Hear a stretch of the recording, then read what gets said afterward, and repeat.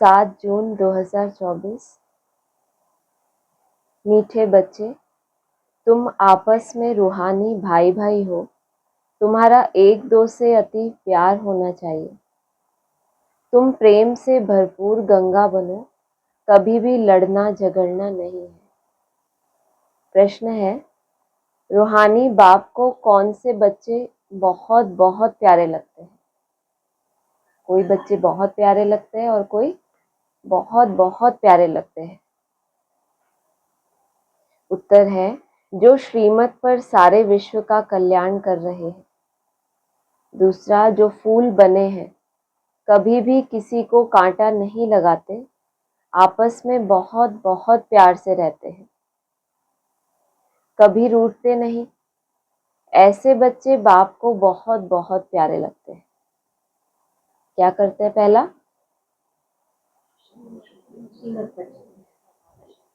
हाँ, विश्व का कल्याण करते हैं। दूसरा, नहीं लगाते, नहीं बनाते, नहीं कांटा नहीं लगाते, और फिर आपस में बहुत प्यार से, नहीं, बहुत बहुत प्यार से। तभी तो बाप को बहुत बहुत प्यारे लगते हैं ना, नहीं तो सिर्फ बहुत प्यारे लगेंगे। ऐसे बच्चे बाप को बहुत बहुत प्यारे लगते हैं। जो देह अभिमान में आकर आपस में लड़ते हैं, लून पानी होते हैं, वह बाप की इज्जत गवाते हैं। वह बाप की निंदा कराने वाले निंदक हैं। क्योंकि एक तो उनकी एक्टिविटी ऐसी, दूसरा किसी न किसी को संदेश तो देंगे कि हम भगवान बाप के बच्चे हैं, तो कितनी निंदा कराई। ओम शांति। जैसे रूहानी बच्चों को अब रूहानी बाप प्यारा लगता है, वैसे रूहानी बाप को रूहानी बच्चे भी प्यारे लगते हैं, क्योंकि श्रीमत पर सारे विश्व का कल्याण कर रहे हैं। कल्याणकारी सब प्यारे लगते हैं। तुम भी आपस में भाई भाई हो, तो तुम भी जरूर एक दो को प्यारे लगेंगे। बाहर वालों से इतना प्यार नहीं रहेगा जितना बाप के बच्चों का आपस में होगा। तुम्हारा भी आपस में बहुत बहुत प्यार होना चाहिए। लौकिक में भी आपस में बहुत प्यार किनका होता है? जिनके स्वभाव आपस में एक दूसरे के साथ मैच करते हैं। तो कहते हैं ना, हमारा जो ऑरा है इनके साथ मैच करता है, ऑटोमेटिक उनकी तरफ आप आकर्षित होते हैं। और यहाँ बाबा ने क्या कंडीशन बताई? रूहानी बाप है और अगर रूहानी बच्चे हैं तो उनका आपस में प्यार जरूर होगा। बाहर वालों से इतना प्यार नहीं रहेगा जितना बाप के बच्चों का आपस में होगा। तुम्हारा भी आपस में बहुत बहुत प्यार होना चाहिए। अगर भाई भाई यहाँ ही लड़ते झगड़ते हैं या प्यार नहीं करते तो वह भाई नहीं ठहरे। तुम्हारा आपस में लव होना चाहिए। बाप का भी आत्माओं से लव है ना, तो आत्माओं का भी आपस में बहुत लव होना चाहिए। सतयुग में सब आत्माएं एक दो को प्यारी लगती हैं, क्योंकि शरीर का अभिमान टूट जाता है। तुम भाई भाई एक बाप की याद से सारे विश्व का कल्याण करते हो, अपना भी कल्याण करते हो, तो भाइयों का भी कल्याण करना चाहिए। इसलिए बाप देह अभिमानी से देही अभिमानी बना रहे हैं। वो लौकिक भाई भाई तो आपस में धन के लिए, हिस्से के लिए लड़ पड़ते हैं। यहाँ लड़ने झगड़ने की बात ही नहीं। हर एक को डायरेक्ट कनेक्शन रखना पड़ता है।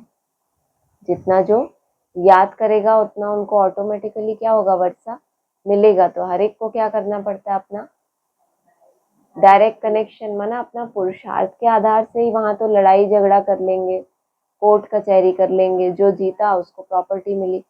यहाँ क्या है? हर एक को अपना इंडिविजुअल पुरुषार्थ करना है। योग बल से बाप से वर्षा लेना है। लौकिक बाप से स्थूल वर्षा लेते हैं। यह तो है रूहानी बाप से रूहानी बच्चों को रूहानी वर्षा। है भी किससे? रूहानी बाप से रूहानी बच्चों को। और है भी कैसा? रूहानी वर्षा। रूह इन आंखों से दिखती है। रूह दिखाई देती है तो वर्षा, कोई ऊपरी वर्षा होगा कि हम सोचे हमने इतना त्याग किया, तपस्या की, अब बाबा ने हमें सेंटर दे दिया। कई होते हैं ना ब्राह्मण, उनको लगता है कि इतना समय बाप के बने, अब बाबा ने हमको सेंटर दे दिया, इंचार्ज बना दिया, बस वो उसमें इतने संतुष्ट होते हैं। जबकि वो कैसा वर्षा है, जिस्मानी वर्षा है ना। हर एक को डायरेक्ट बाप से वर्षा लेना है। जितना जितना इंडिविजुअल बाप को याद करेंगे उतना वर्षा मिलेगा। कैसे याद करें, कैसे मतलब है ना, केवल सेल्फ का ही है उसमें तो भाई भाई आपस में लड़ते हैं, ये मेरा है। इसमें लड़ेंगे क्या कि नहीं मैं ज्यादा योग करूंगा, तुम ज्यादा योग करो। वो तो बोलेंगे तुम ही करो ज्यादा, क्योंकि मुश्किल सब्जेक्ट है ना। लड़ना झगड़ना तो बहुत आसान है, कोर्ट कचहरी कर लो, लेकिन ये तो योग बल की सब्जेक्ट मुश्किल है। बाप को याद कर, जितना जितना इंडिविजुअल बाप को याद करेंगे उतना वर्षा मिलेगा। बाप देखेंगे आपस में लड़ते हैं तो बाप कहेंगे तुम निधन के हो क्या। रूहानी भाई भाई को झगड़ना नहीं चाहिए। अगर भाई भाई होकर आपस में लड़ते झगड़ते हैं, प्यार नहीं है, तो जैसे रावण के बन जाते हैं, वह सब आसुरी संतान ठहरे। फिर दैवी संतान और आसुरी संतान में जैसे कि फर्क नहीं रहता, क्योंकि देह अभिमानी बनकर ही लड़ते हैं। आत्मा आत्मा से लड़ती नहीं है। दोनों में से अगर एक भी आत्मा अभिमानी है तो लड़ाई होगी। दो हाथों से ताली बजती है ना, अगर एक समाने वाला है, सहन करने वाला है, तो रिस्पॉन्स ही नहीं करेगा तो ताली बजेगी ही नहीं। बाप कहते हैं मीठे मीठे बच्चे आपस में लून पानी नहीं होना, होते हैं तब समझाया जाता है। ऐसे नहीं बाप ने बता दिया तुम आत्मा हो, आपस में भाई भाई हो। आपस में लून पानी होते हैं तब बाप को ये समझाना पड़ता है। फिर बाप कहेंगे यह तो देह अभिमानी बच्चे हैं, रावण के बच्चे हैं, हमारे तो नहीं है। पहले बाबा तुम्हें बहुत अच्छे समझाएंगे, मीठे मीठे बच्चे, ऐसा वैसा बहुत कुछ।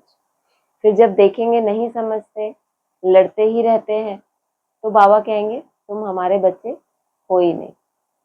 लौकिक में भी होता है ना, कोई बाप बच्चों को बहुत समझाता है, फिर जब दुखी हो जाता है उसको प्रॉपर्टी से बेदखल, तुम अपनी कमाई जाके खुद करो, जैसे तुम्हारे संस्कार है।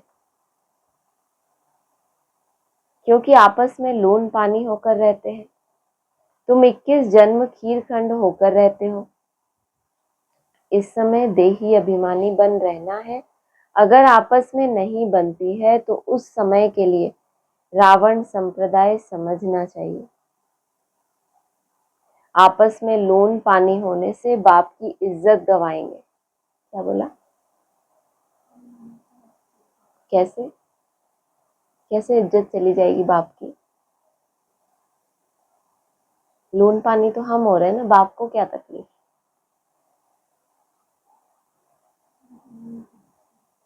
क्योंकि आप ये क्लेम करते हो कि हमें रूहानी बाप डायरेक्ट पढ़ाते हैं, हम उसके बच्चे हैं। भले ईश्वरीय संतान कहते हैं परंतु आसुरी गुण है, तो जैसे कि देही अभिमानी है। देही अभिमानी में ईश्वरीय गुण होते हैं। सोच, दैवी गुण नहीं बोला, कौन से गुण होते हैं, ईश्वर के जैसे गुण होते हैं।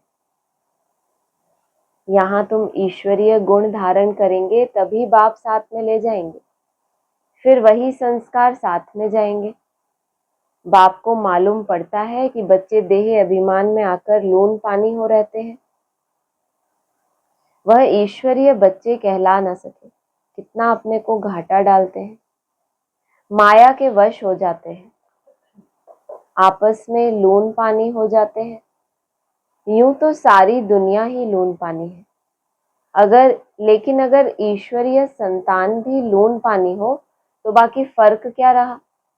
आसुरी दुनिया में और ईश्वरीय संतान में फर्क क्या रहा, अगर वो भी लून पानी होते हैं। वह तो बाप की निंदा कराते हैं। बाप की निंदा कराने वाले, लून पानी होने वाले ठौर पा ना सके। कहाँ ठौर नहीं मिलेगी? कहीं ना कहीं बाबा के बन के बाबा के घर में ही तो रह रहे हैं, तो कहाँ ठौर नहीं मिलेगी उनको? ठहराव, उनको रुकने का स्थान नई दुनिया में, या कहो कि वैकुंठ में उनको कोई स्थान, यही तो बाप का बनाई हुई अविनाशी ठौर है। बाकी जो है वो सब क्या है? विनाशी है ना। बाप जो हमें अविनाशी ठौर देते हैं वो या तो परम धाम या तो फिर वैकुंठ। उनको नास्तिक भी कह सकते हैं। किसको? जो आपस में लड़ते झगड़ते हैं, लून पानी होते हैं, उसको नास्तिक भी कह सकते हैं। आस्तिक होने वाले बच्चे कभी लड़ नहीं सकते।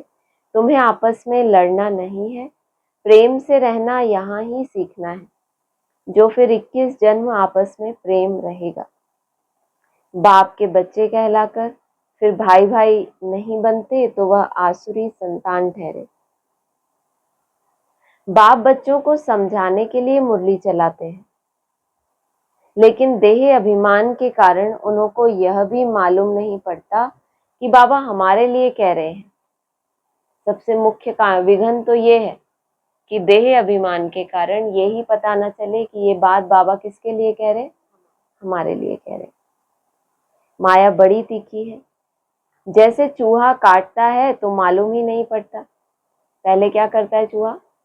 फूंक मारता है, फिर धीरे धीरे काटता है ताकि उनको पता ही न चलता। माया भी बड़ी मीठी मीठी फूंक दे और काट लेती है, पता भी नहीं पड़ता। आपस में रूठना आदि आसुरी संप्रदाय का काम है। बहुत सेंटर्स में लून पानी होकर रहते हैं, और बाबा कह रहे हैं उनको ठौर नहीं मिलेगी। जो सेंटर्स पे तो रह रहे हैं ना अभी भी, सिर्फ घर गृहस्थ वालों की तो बात नहीं है, तो उनको ठहरने का स्थान तो अभी भी मिला है, लेकिन बाबा कह रहे हैं अगर वहां रह के आपस में लोन पानी हो रहे हैं तो कहाँ ठहर नहीं पाएंगे। हाँ, वहां तो ठौर मिल गया। अगर वहां रह के आपस में लोन पानी होते हैं, लड़ते झगड़ते हैं, तो उनको ठौर कहाँ नहीं मिलेगा।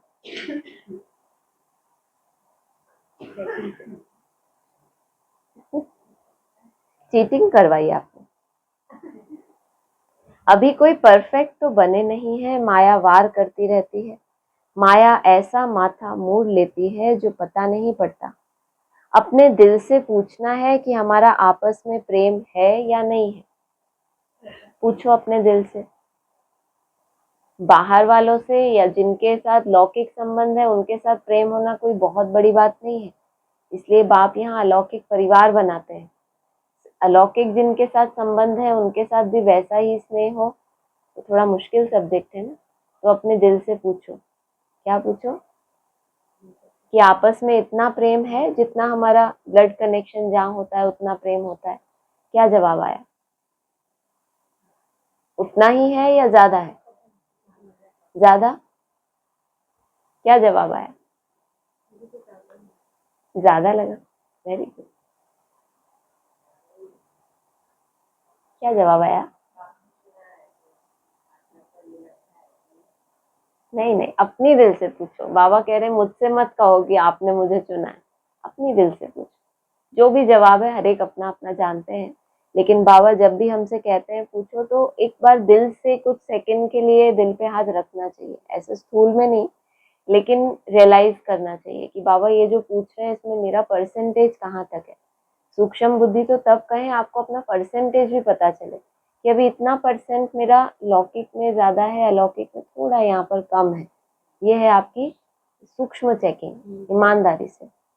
दिल पे हाथ रखने को बाबा क्यों ऐसा दिल से पूछो, है ना, ऐसे ऊपर ऊपर से मत बोलो। जैसे सब ब्राह्मण हाथ उठा देते हैं, हम भी बनेंगे, हम भी ऐसे हैं, इन्होंने हाथ उठाया तो हमने, वैसा नहीं। अपने दिल से पूछो, भले बाबा को मत बताओ, अपने आप को रियलाइज करो कि हमारा आपस में प्रेम है या नहीं। प्रेम के सागर के बच्चे हो तो प्रेम से भरपूर गंगा बनना चाहिए। जिनसे प्रेम होता है और उनकी कमी आपको पता चल जाए तो क्या करते हो? उसको समाते हो, या चारों कोई माँ है अपने बच्चे की कमी को क्या करती है, सारी जिंदगी उसको पालती है ना। जानती है कि इसमें ये कमी है, इसमें ये आसुरी गुण है, तो भी उसको पालती है। लेकिन ब्राह्मण परिवार में होते हैं और किसी की कमी कमजोरी देखते हैं और अगर चारों तरफ फैला देते हैं तो कहेंगे इनसे प्रेम है, कहने के लिए प्रेम है। इसलिए बाबा कहते हैं अपनी दिल से पूछो। प्रेम से भरपूर गंगा बनना चाहिए जो हमेशा बहती रहती है। प्रेम की कोई लिमिट ना हो कि यहाँ तक प्रेम है लेकिन इतना बड़ा ये ऐसा हो गया तो फिर वो प्रेम खत्म हो गया। देखो हमने तो बहुत रखा लेकिन एक हद होती है।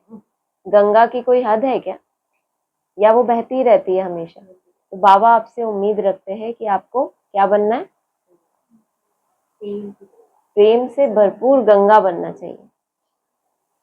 लड़ना झगड़ना उल्टा सुल्टा बोलना, इससे तो ना बोलना अच्छा है।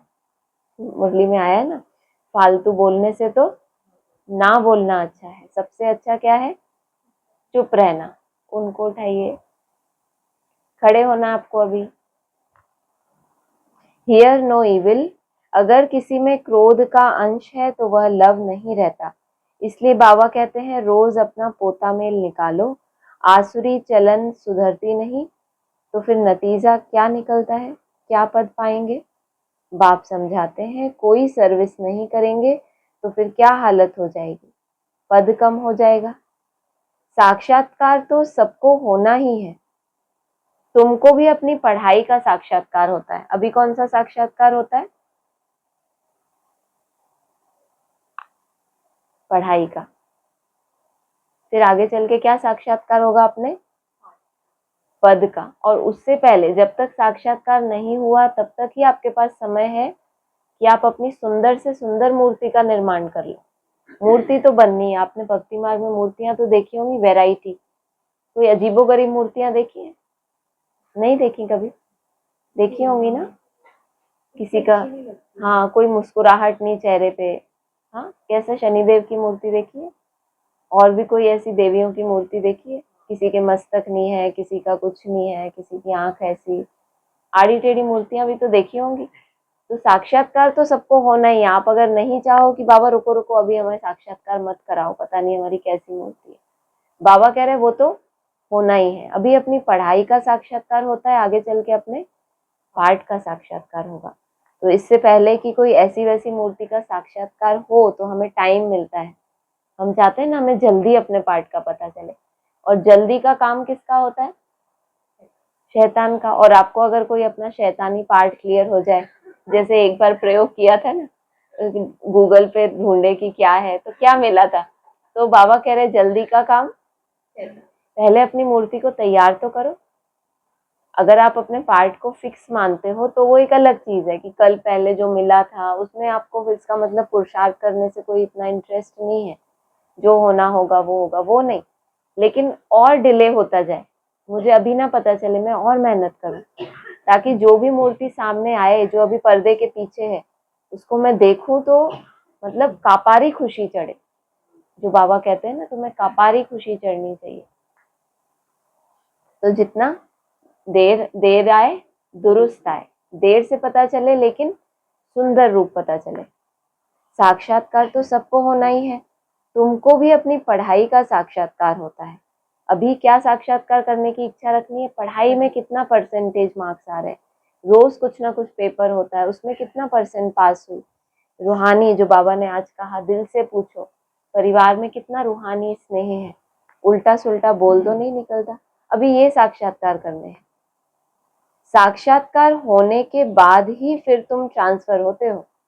कहते हैं ना सजाएं भी देंगे, कहाँ ट्रांसफर? किसी को वैकुंठ में ट्रांसफर, किसी को धर्मराज पुरी में ट्रांसफर करेंगे ना। तो साक्षात्कार कराकर ही सजा देंगे और साक्षात्कार करा के ही वैकुंठ में भेजेंगे। ट्रांसफर होकर तुम नई दुनिया में आ जाएंगे। साक्षात्कार होने के बाद ही फिर तुम ट्रांसफर होते हो, और फिर क्या बोला? ट्रांसफर होकर तुम नई दुनिया में आ जाएंगे। वाया अगर छोटा मोटा कोई हिसाब किताब है तो सूक्ष्म वतन में थोड़ी बहुत भोगना। पिछाड़ी में सब साक्षात्कार होगा, कौन कौन किस मार्क्स से पास हुआ है। क्या साक्षात्कार होगा? कितने मार्क्स से पास हुआ है। फिर क्या होगा? जब रिजल्ट आउट होती है तो क्या होता है सीन स्कूल या कॉलेजेस में? नहीं, माहौल कैसा होता है स्टूडेंट्स का? कोई खतरा होता है। हाँ, कोई रोएंगे, पीटेंगे, और फिर कोई सजाएं भी खाएंगे, पछताएंगे कि हमने बाबा का कहना नहीं माना। हमने सोचा बाबा तो रोज ही कहता रहता है, हमें कभी ये रियलाइज ही नहीं हुआ कि बाबा ने ये बात हमारे लिए बोली। तो फिर क्या होगा, उनको बहुत पछतावा होगा।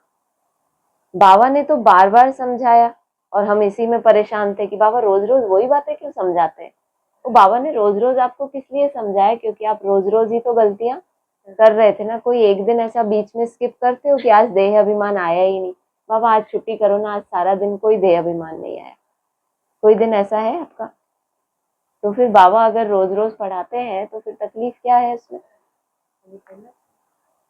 कोई आसुरी गुण नहीं होना चाहिए, जिनमें दैवी गुण है उनको ऐसा आप समान बनाना चाहिए। बाप को याद करना तो बहुत सहज है। अलफ और बे, अलफ माना बाप और बे बादशाही। तो बच्चों को नशा रहना चाहिए। अगर आपस में लोन पानी होंगे तो फिर ईश्वरीय औलाद कैसे समझेंगे? बाबा समझेंगे यह आसुरी औलाद है। लौकिक में भी बच्चों के अच्छे संस्कार होते हैं तो क्रेडिट किसको देते हैं?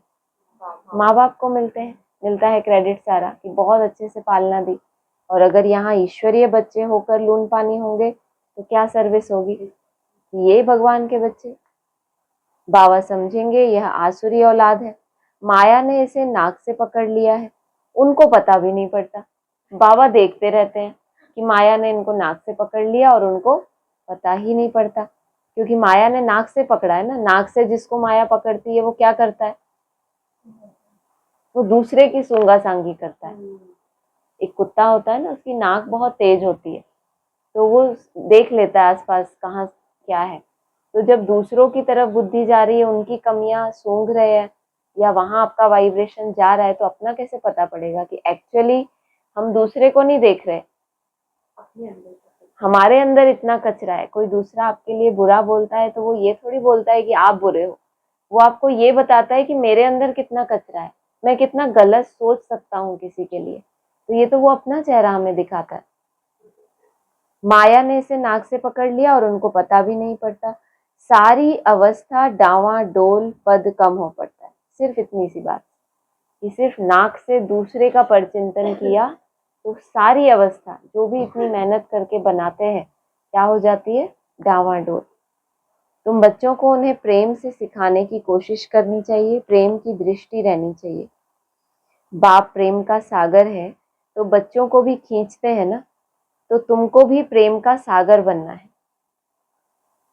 बाप बच्चों को बहुत प्यार से समझाते हैं, अच्छी मत देते हैं। ईश्वरीय मत मिलने से तुम फूल बन जाते हो, सब गुण तुमको देते हैं। देवताओं में प्यार है ना, सब गुण भी तुमको कौन देते हैं? बाप देते हैं। कहने के लिए है ईश्वरीय गुण, दैवी गुण धारण करते हैं। अगर ईश्वरीय मत पर चलते हैं तो सारे गुण भी तुमको बाप देते हैं। देवताओं में प्यार है ना, तो वह अवस्था तुम्हें यहाँ जमानी है। इस समय तुमको नॉलेज है और फिर देवता बन गए तो नॉलेज नहीं रहेगी, वहां दैवीय प्यार ही रहता है। तो बच्चों को अब दैवी गुण भी धारण करने हैं। अभी तुम पूज्य बनने के लिए पुरुषार्थ कर रहे हो, अभी संगम पर हो। बाप भी भारत में आते हैं, शिव जयंती मनाते हैं, परंतु वह कौन है? आलस है। बाप भी भारत में आते हैं, शिव जयंती मनाते हैं, परंतु वह कौन है, कैसे, कब आते हैं, क्या करते हैं? चार बातें हैं। कौन? कौन है मतलब है, कैसे, कब आते हैं और क्या करते हैं? चार प्रश्नों का जवाब देना है। यह नहीं जानते, इतना जानते हैं कि बाप भी भारत में आते हैं, परंतु कौन है? क्या कहते हैं? बिंदी आ गई भगवान ब्रह्मा के तन में, परमधाम से एक बिंदी आ गई और बस बाप भारत में आ गए। बाबा कह रहे हैं वो कौन है जो आते हैं, कैसे आते हैं, कब आते हैं, क्या करते हैं? कैसे आते हैं मतलब क्या? हवा से उड़ के ऐसे बिंदी प्रवेश कर गई, उसमें कैसे की क्या बात है? तो जो बाबा ने प्रश्न पूछे हैं तो इसका कोई जवाब भी तो होता होगा ना। पहला कौन, फिर कैसे आते हैं, फिर कब आते हैं, एक साकार मुरली में आई है ये बात कि बाप कब आया, किसके तन में आया और कितना समय रहा, ये किसी को भी पता नहीं है। हम शिव जयंती मनाते हैं कितने सालों से, 36 में बाप आए, साक्षात्कार हुए, ब्रह्मा के तन में आए। कितनी एक स्टोरी, एक सिंपल सी स्टोरी बना दी कि क्या उसका आना इतना ही सहज था? तो फिर दुनिया ने नहीं जान लिया? वो नूर अगर वहां चमका, प्रकाश ही प्रकाश हो गया, तो दुनिया ने नहीं पहचाना। तो बाबा ने 4 बातें पूछी कि कौन है, कैसे, कब आते हैं, क्या करते हैं, ये नहीं जानते। बस इतना जानते हैं कि भगवान बाप भारत में आते हैं। तुम बच्चे भी अभी नंबरवार पुरुषार्थ अनुसार ही जानते हो। जो नहीं जानते वह किसी को समझा भी नहीं सकते, फिर पद कम हो जाता है। स्कूल में पढ़ने वालों में कोई की चलन खराब होती है तो कोई की सदैव अच्छी होती है। कोई प्रेजेंट रहे, कोई एब्सेंट रहे। यहाँ प्रेजेंट वह है जो यहाँ प्रेजेंट वह है जो, हाँ अच्छा बोल रहे हैं, जो सदैव बाप को याद करते हैं, उनको बाबा क्या कहेंगे? प्रेजेंट। अगर यहाँ बैठकर भी मन बुद्धि यहाँ वहां भटकी, उतने टाइम क्या हो जाते हो? एब्सेंट। अभी हम मुरली पढ़ते पढ़ते कुछ पूछते हैं ना, तो फिर याद नहीं आता ना आपको एकदम से, तो क्या हो गए आप? एब्सेंट। प्रेजेंट होते हुए एब्सेंट। तो सोचो प्रेजेंट में भी हम कितने प्रेजेंट हैं, उसकी भी परसेंटेज है। रिसर्च है ना, तो हर चीज की रिसर्च होनी चाहिए।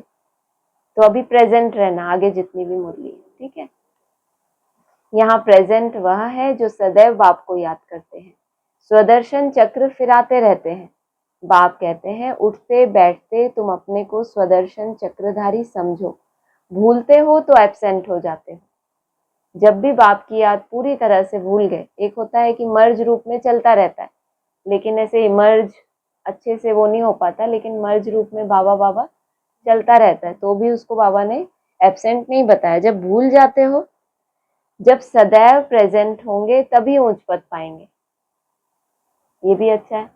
सदैव कहाँ हो? प्रेजेंट में हो। मुरली सुन रहे हो तो सारी बुद्धि, मन बुद्धि की ताकत कहाँ हो? सारी एकाग्रता की ताकत आपकी मुरली सुनने के लिए। तो फिर क्या होगा? कुछ भी स्किप होगा आपका? जब सदैव प्रेजेंट होंगे तभी ऊंच पद पाएंगे, भूल जाएंगे तो कम पद पाएंगे। बाप जानते हैं अभी टाइम पड़ा है। ऊंच पद पाने वालों की बुद्धि में यह चक्र फिरता होगा। कहा जाता है शिव बाबा की याद हो और मुख में ज्ञान अमृत हो, तब प्राण तन से निकले। माना देह अभिमान तो सबको छोड़ना है। बाप आया है तो सारी दुनिया को परमधाम लेके जाएगा या सिर्फ ब्राह्मणों को? सारी दुनिया को। तो देहभान तो सबका छूटना ही है, लेकिन विधि कौन सी है? किस विधि से देहभान से मुक्त होकर परमधाम में गए हो, वो विधि आपका पद डिसाइड करती है ना। कि आप भोग कर गए हो, आप बहुत सजाएं खाकर गए हो, तो उतना पद तो नहीं पा पाएंगे ना। अगर कोई भी चीज से प्रीत होगी तो अंत काल में वह याद आती रहेगी। खाने का लोभ होगा तो मरने के समय वह चीज ही क्या होगा?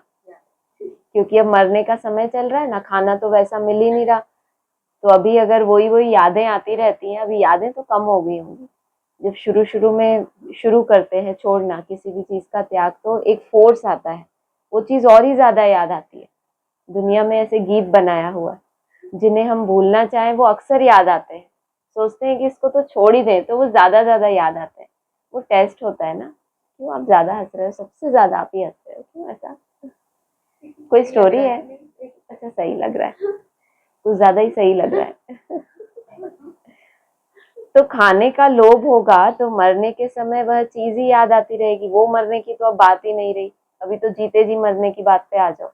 अभी त्याग जितना करते जा रहे हैं देह को दैहिक सुखों से, जिसकी उसको बहुत आदत थी, जितना दूर करते जा रहे हैं तो मर रहे हैं ना।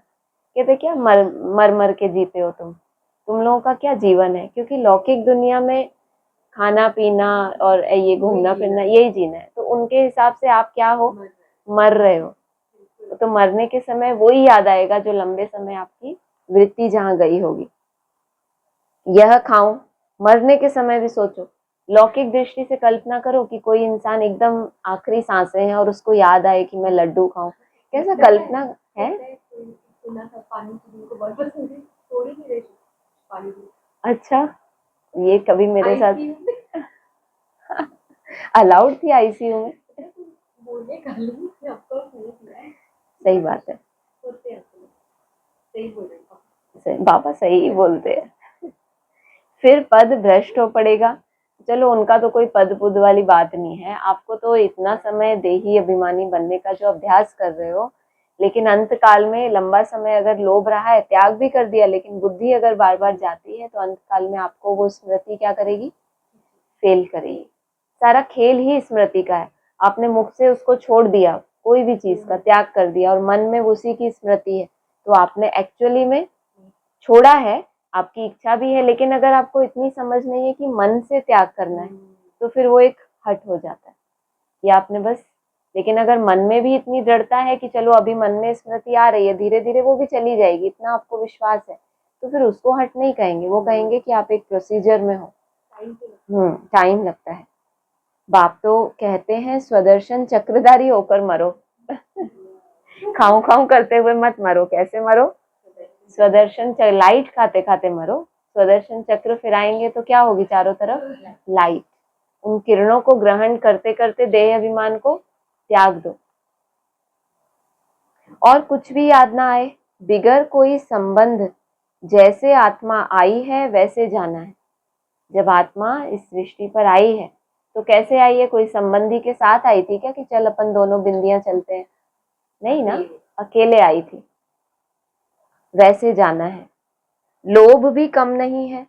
लोभ है तो पिछाड़ी के समय वही याद आता रहेगा, नहीं मिला तो उसी आश में मर जाएंगे। इसलिए तुम बच्चों में लोभ आदि भी नहीं होना चाहिए। बाप समझाते तो बहुत है, परंतु समझने वाले कोई समझे। बाप की याद को एकदम सीने से लगा दो। बाबा, ओहो बाबा। बाबा बाबा मुख से कहना भी नहीं है, अजपा जाप चलता रहे। मुख से नहीं कहना, लेकिन अंदर अंदर वो जाप आपका चलता रहे।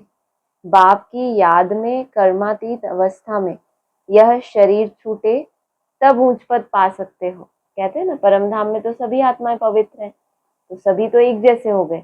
बाबा कह रहे हैं आपका शरीर कैसे छूटे? बाप की याद में कर्मातीत अवस्था बना के, सहज सहज शरीर छोड़ना, कहाँ सजाएं खा के, भोगना भोग के, गलत कर्म किए फिर उसकी उतनी ही ज्यादा सजाएं, तो फिर तो वो कोई बात नहीं हुई। तब ऊंच पद पा सकते हो। अच्छा, मीठे मीठे सिकिलदे बच्चों प्रति माता पिता बाप दादा का याद प्यार गुड मॉर्निंग। रूहानी बाप की रूहानी बच्चों को नमस्ते। रूहानी बच्चों की रूहानी बाप दादा को नमस्ते। सार क्या होना चाहिए आज की मुरली का? जो बात बाबा ने बार बार रिपीट की होती है वो मुरली का सार होना चाहिए। तो आपके हिसाब से सार क्या होना चाहिए?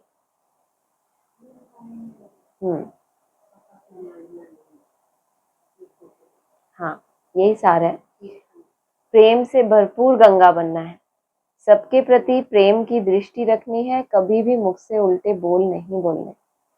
दूसरा है किसी भी चीज में लोभ नहीं रखना, स्वदर्शन चक्रधारी होकर रहना है। अभ्यास करना है कि अंत समय कोई भी चीज याद ना आए। वरदान है पुरानी देह या दुनिया की सर्व आकर्षणों से सहज और सदा दूर रहने वाले राज ऋषि भव। राज ऋषि अर्थात एक तरफ सर्व प्राप्ति के अधिकार का नशा, क्योंकि राजा है ना, राजा को क्या होता है? अपनी सीट का नशा। तो हमें अपनी सभी प्राप्तियों के अधिकार का नशा, और दूसरी तरफ बेहद का वैराग्य का अलौकिक नशा। वर्तमान समय इन दोनों अभ्यास को बढ़ाते चलो। वैराग्य मतलब किनारा नहीं कि हमें बहुत वैराग आ गया तो हमने किनारा किया, वो नहीं, लेकिन सर्व प्राप्ति होते भी हद की आकर्षण, मन बुद्धि को आकर्षण में ना लाए। इन आंखों से जो दिखता है वो आपको आकर्षण में ना लाए। वो सब कुछ देखते हुए अपनी जो इंटरनल जो अपनी खुशी है वो अपनी इमर्ज बनी रहे। संकल्प मात्र भी अधीनता ना हो, इसको कहते हैं राज ऋषि अर्थात बेहद के वैरागी। यह पुरानी देह या देह की पुरानी दुनिया, व्यक्त भाव, वैभवों का भाव, इन सब आकर्षणों से सदा और सहज दूर रहने वाले। स्लोगन है, साइंस के साधनों को यूज करो लेकिन अपने जीवन का आधार नहीं बनाओ। मातेश्वरी जी के मधुर महावाक्य हैं। देखो, मनुष्य कहते हैं कौरवों और पांडवों की आपस में कुरुक्षेत्र में लड़ाई लगी, और फिर दिखाते हैं पांडवों का साथी डायरेक्शन देने वाला श्री कृष्ण था। तो जिस तरफ स्वयं प्रकृति पति है उसकी तो विजय जरूर होगी। देखो, सभी बातें मिला दी हैं।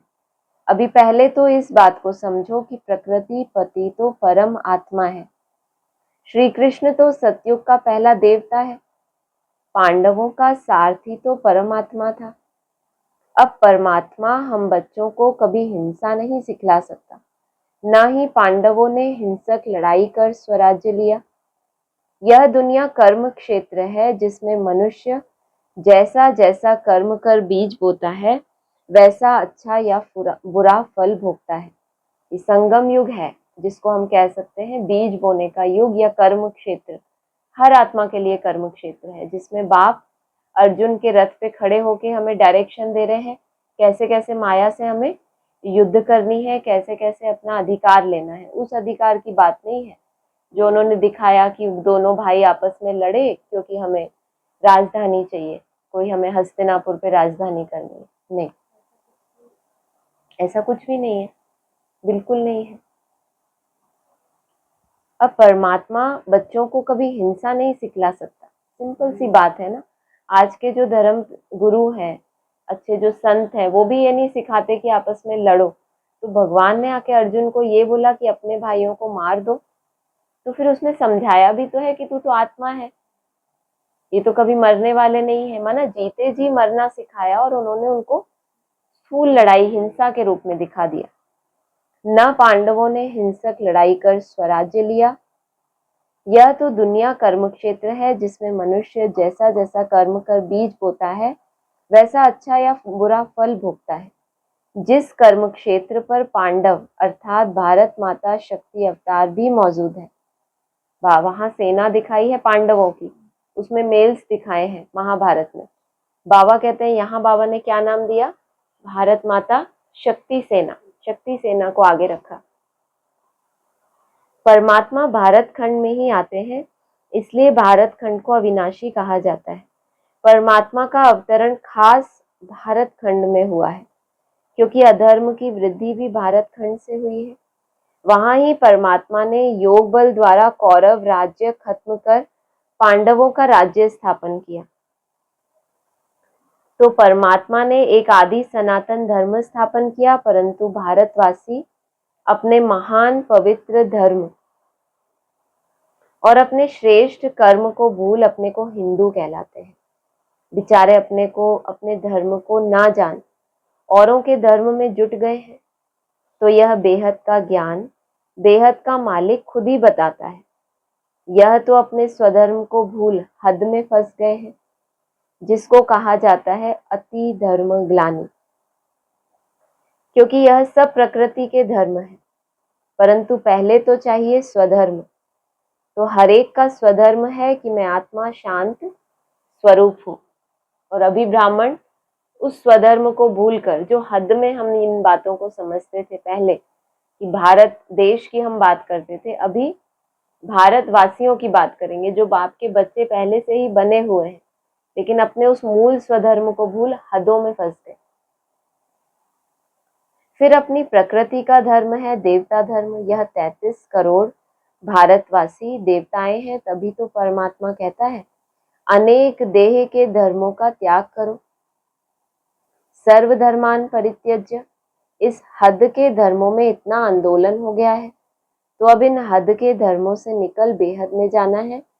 उस बेहद के बाप सर्वशक्तिमान परमात्मा के साथ योग लगाना है। तो सर्वशक्तिमान प्रकृति पति परमात्मा है, न कि श्री कृष्ण। तो कल्प पहले भी जिस तरफ साक्षात प्रकृति पति परमात्मा थे, उनकी विजय गाई हुई है। अच्छा, ओम शांति।